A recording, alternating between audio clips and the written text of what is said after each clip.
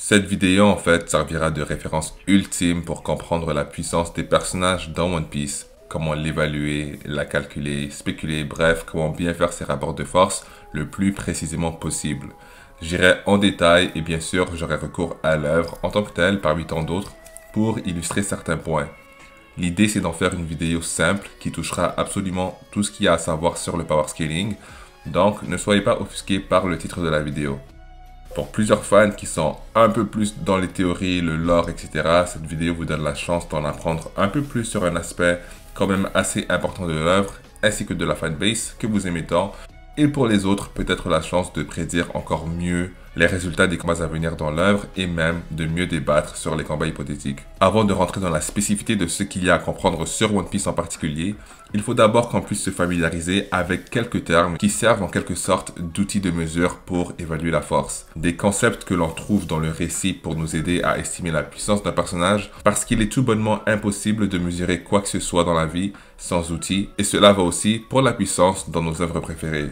Dépendamment du personnage et surtout dans une œuvre incomplète, il n'est pas toujours possible d'avoir ces 6 outils à notre disposition, mais ces outils ne se valent pas tous. Certains sont bien plus importants que d'autres, alors sans plus attendre, analysons tout ça. Pour ce qui est du premier outil, on parle de feats, en d'autres mots les exploits. Les exploits font référence aux actions ou aux réalisations impressionnantes d'un personnage, comme soulever un objet massif, survivre à des conditions extrêmes. Les exploits sont un moyen de mesurer les capacités physiques et de combat d'un personnage. Le palmarès, souvent confondu avec les exploits d'un personnage, fait référence à son parcours global, y compris ses réalisations, victoires. Et cet outil permet d'évaluer l'expérience et la crédibilité d'un personnage. Le portrayal ou bien la représentation fait référence à la façon dont un personnage est représenté dans l'histoire, y compris l'aura qu'il émane, son attitude, son comportement et ses interactions avec les autres.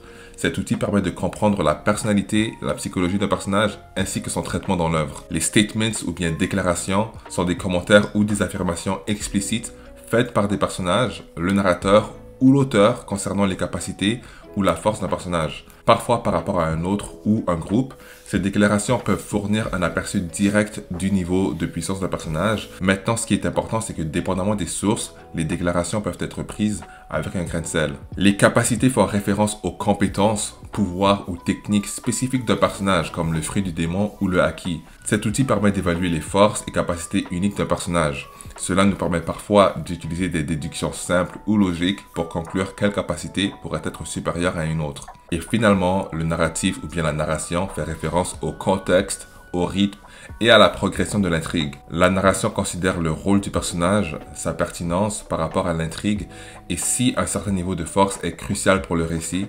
Cet outil permet également de déterminer si le niveau de puissance d'un personnage mérite d'être augmenté et quel impact cela aura sur l'histoire. Et c'est justement pour ça qu'il est toujours plus facile d'évaluer la force de nos protagonistes, c'est parce que la plupart du temps, nous avons les 6 outils à notre disposition pour y parvenir, contrairement à certains personnages plus énigmatiques. Comme exercice, prenons le personnage de Zoro. Si on cherchait à estimer sa puissance, il y a de très grandes chances qu'une majorité arrive à s'entendre compte tenu de tous les outils à notre disposition. Quand on parle de feat, Zoro nous montre qu'il est assez puissant pour soulever une maison. Il peut couper le feu, l'acier, ainsi que de très grandes surfaces solides ou liquides. Il peut prendre de vitesse des adversaires beaucoup plus forts que lui, parfois plus rapides, et ce même sur ses dernières jambes. Zoro peut également encaisser énormément de douleur. Pour ce qui est de son palmarès, à ce jour, la plus grande victoire du personnage reste celle qu'il a obtenue face à King, le bras droit de l'équipage de son Bets, le bras droit d'un empereur qui est essentiellement ce qui se rapproche le plus d'un empereur dans un équipage pirate. Cependant, même s'il était blessé, à aucun moment l'auteur démontre réellement qu'il aurait pu vaincre Kaido ou Big Mom. Reste qu'on ne peut pas oublier le fait qu'il a été capable de cicatriser Kaido avant même de complètement maîtriser son haki des rois avancé. Pour ce qui est du portrayal, Zoro est présenté comme le second de Luffy, en plus d'être le premier à le rejoindre, ainsi que son conseiller le plus ferme dans les moments critiques. Il est jadis celui qui s'était battu d'égal à égal avec lui et va toujours se charger du plus puissant sous-fifre de l'équipe adverse. Il est la seule supernova de l'équipage, mis à part Luffy, et le seul à avoir un rêve qui rentre directement en relation avec sa puissance. Luffy qui est aujourd'hui empereur, on peut confortablement assumer que Zoro est présenté comme le deuxième plus puissant de son équipage, One Piece a aussi un facteur de prime qui évalue la puissance ainsi que la dangerosité d'un personnage dans le monde. Celle de Zoro surpasse le milliard, ce qui est loin d'être donné à tous. La prime n'est pas un facteur exact pour mesurer la puissance, mais va bel et bien aider le portrait réel. Maintenant, ce qui va souvent renforcer le portrait d'un personnage sont les déclarations dans le monde de OP ou même les déclarations externes. Ce qu'ont dit plusieurs personnages de Zoro dans le monde de OP à plusieurs reprises, c'est qu'il est le second de Luffy.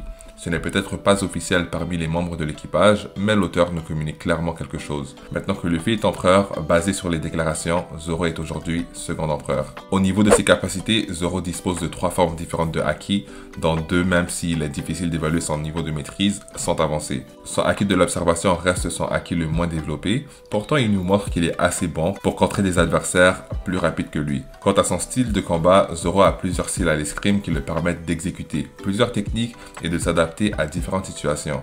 Il est tout aussi dangereux à distance qu'au corps à corps.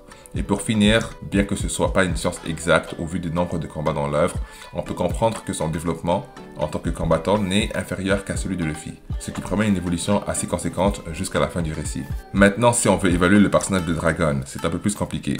Nous avons comme feat qu'il est capable d'intimider Smoker East Blue.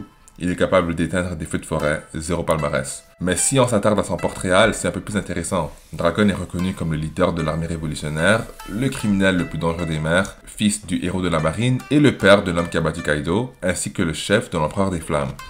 Pour ce qui est des déclarations, on sait qu'il a le Haki des rois et grâce à cela, on sait aussi que le Haki des rois fait partie de ses capacités. Et comme dit plus tôt, c'est le criminel le plus recherché au monde. Maintenant, pour conclure sur Dragon, au niveau du narratif, il ne s'est pas encore battu à l'écran. Et compte tenu qu'on parle d'une œuvre shonen, il y a de très fortes chances que l'auteur l'utilise pour surenchérir sur tout ou presque toutes les démonstrations de puissance qui lui ont précédé. En tant que père du protagoniste et avec le portrait réel établi du perso, les chances que Dragon nous déçoive au niveau de sa puissance sont très faibles. Bref, si on voulait estimer qui gagnerait un combat entre Dragon et Zoro, on a ici 90% des gens qui seraient capables de nous dire que Dragon gagnerait et même dans la section commentaires, il n'y a pas trop de friction.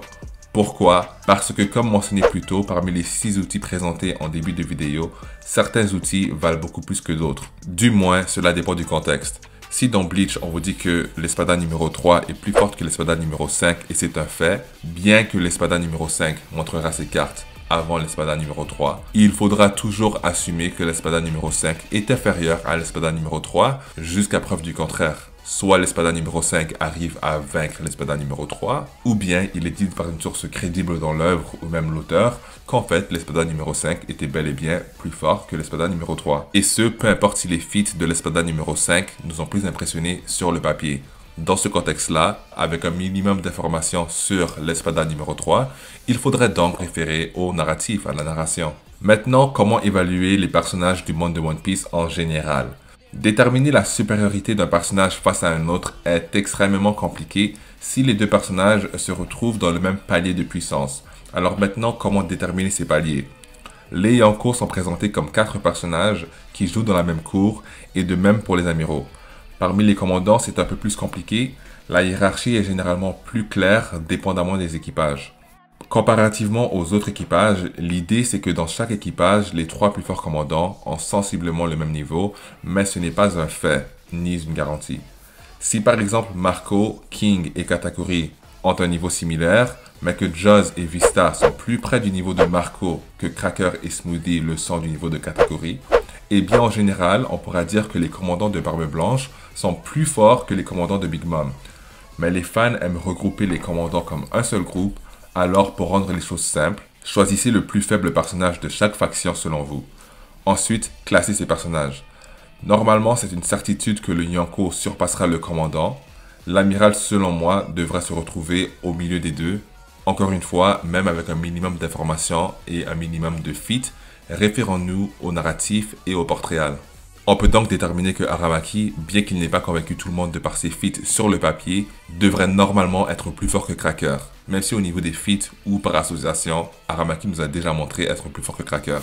Maintenant, comparant Aramaki et Big Mom. Au niveau des feats, Big Mom s'est battue 3 jours avec Kaido qui a été présenté comme la créature la plus forte au monde. Elle aurait pu vaincre Kid et Law si elle ne les avait pas sous-estimés. Au niveau du portrait réel, jusqu'à maintenant, elle nous a plus montré qu'Aramaki.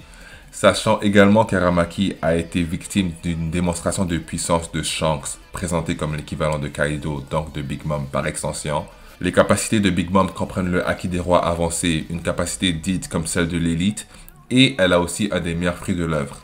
Le seul avantage dont dispose Aramaki face à Big Mom, c'est qu'il est toujours dans l'histoire, alors potentiellement a toujours à montrer, mais compte tenu de son rôle, il y a de très faibles chances qu'Aramaki soit promis à Luffy comme adversaire, ou à un autre personnage qui aura surpassé Big Mom. Il n'y a donc aucune bonne raison pour qu'il soit plus fort que Big Mom, par contre il y a toutes les raisons pour qu'il soit confortablement plus fort que Cracker. C'est pour ça qu'à l'avenir, même si certains commandants pourraient potentiellement être plus forts qu'Aramaki, ou certains amiraux pourraient potentiellement être plus forts que Big Mom, si on veut parler de palier ou de niveau, le niveau commandant commencerait avant le niveau amiral, qui lui commencerait avant le niveau Yonko. Maintenant, pour départager les personnages qui n'ont pas encore tout révélé, ça reste assez inutile, mais quand même divertissant. Si vous avez la chance d'être patient ou être entouré de personnes quand même assez matures, n'importe qui peut avoir raison, jusqu'à ce qu'Oda décide de mettre les points sur les i.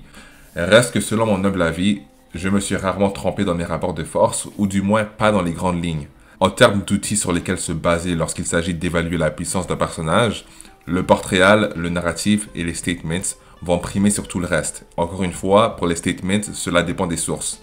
Vu que le narratif est assez subjectif en débat, vous pouvez décider avec votre interlocuteur si vous souhaitez l'inclure parce que c'est là qu'on rentre dans la lecture avancée entre guillemets. Eh bien, on n'a pas tous la même définition de ce qu'est la lecture avancée. Mais les 5 autres outils devraient permettre d'avoir assez d'éléments pour minimum obtenir une conversation quand même assez constructive. Si je devais moi-même classer les outils en termes d'importance, ça ressemblerait à cela. Le narratif sera toujours numéro 1 parce que l'auteur, s'il veut, peut retcon les faits établis de son histoire. Avec le narratif, ou même dans l'histoire, l'auteur serait capable de clarifier certains détails qu'un statement n'aurait pas inclus ou établi. Suite à cela viendraient les statements, les déclarations, que ce soit de l'auteur ou du narrateur. Comme dit plus tôt, si l'auteur veut, il peut revenir sur un statement ou une déclaration qu'il a fait dans le passé. Par contre, il faut faire attention avec les statements, il faut comprendre quel personnage dit quoi et avec quel contexte, et si ce que dit le personnage sert à l'histoire et sert au narratif. Les statements sont importants, mais la perception n'est pas toujours la réalité. Pour inclure l'exemple de Bleach plus tôt, si on nous dit qu'Ulquiorra est de facto moins fort que Stark dû au fait qu'il est l'espada numéro 4 et Stark l'espada numéro 1, ce statement ne semble pas vouloir inclure que Ulquiorra a en fait une deuxième résurrection dont même Aizen n'était pas au courant.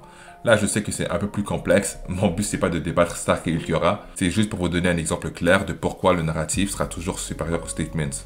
Après viendraient les capacités, comment analyser les capacités d'un personnage, comment mettre une capacité au-dessus d'une autre, à moins que l'auteur nous dise clairement que cette capacité est supérieure à celle-ci. C'est un peu comme en sport, c'est une question de eye test, tu vois, le test des yeux. Ça prend pas Einstein pour déterminer que le pouvoir de Fujitora est normalement bien supérieur au pouvoir de Cracker. Encore une fois, désolé Cracker, c'est un peu le bouc émissaire de la vidéo. C'est juste que parfois, avec les capacités, c'est un peu difficile à évaluer. Mais parfois c'est juste évident. Et finalement, dépendamment du contexte, j'aurai le portrait, les exploits ou les feats et le palmarès. Encore une fois, cela dépend du contexte. Pour certains match-ups, les feats seront plus importants. Comme pour d'autres, le portrait sera plus important, dépendamment de l'information qu'on a sur les personnages. Est-ce qu'ils ont été placés dans les mêmes situations? Est-ce qu'ils ont été poussés à bout? Est-ce qu'ils ont affronté les mêmes personnages? Ce genre d'informations comptera. En débat, en fait, ce qu'il faut arriver à faire, c'est réussir à convaincre son interlocuteur ou l'audience pourquoi, par exemple, le portrait serait plus important que les feats dans ce match-up précis, ou pourquoi les capacités seraient plus importantes que les statements, dépendamment du match-up. Un autre exemple, encore une fois avec Bleach, pour ramener l'espada, qui est un exemple, je trouve, super concret, vu qu'ils ont littéralement chacun des numéros pour les classer. Beaucoup ne sont pas parvenus à placer Stark, l'espada numéro 1, au-dessus de Baragan, l'espada numéro 2, parce qu'au niveau des capacités, au niveau des feats si on veut, les gens n'étaient pas convaincus que Stark avait des meilleurs pouvoirs que Baragan. Et donc, pour les personnes qui placent les capacités au-dessus du portrait et au-dessus du narratif, ces gens-là ont jugé Baragan comme plus fort que Stark. Si moi je devais débattre entre Stark et Baragan, mon but serait d'expliquer pourquoi, même si les capacités de Baragan ont été plus impressionnantes sur le papier dans la représentation visuelle que celle de Stark, Stark reste supérieur à Baragan parce que c'est ce que l'histoire essaye de communiquer.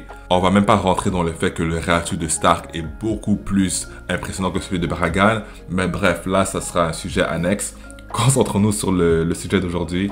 Le fait est que différents outils peuvent être plus efficaces que d'autres, mais en règle générale, il est difficile de changer le top 3. À noter que chaque œuvre est différente et chaque œuvre a son système de pouvoir bien particulier. Par exemple, si une capacité te semble plus impressionnante qu'une autre, eh bien souvent ce que l'auteur va faire, c'est qu'il va instaurer une source d'énergie dans son œuvre, une source d'énergie un peu spéciale comme le Reiatsu ou bien le Haki, le chakra, peu importe. Et justement, ce sera un peu comme le cheat code qui va dire à l'audience, ouais, même si techniquement cette personne a de meilleures capacités que moi sur le papier, a de meilleurs pouvoirs, eh bien grâce à mon esprit, grâce à mon aura, le pouvoir ne compte pas pour grand chose. C'est un peu ce qui se passe quand Soifun arrive logiquement à tuer Aizen.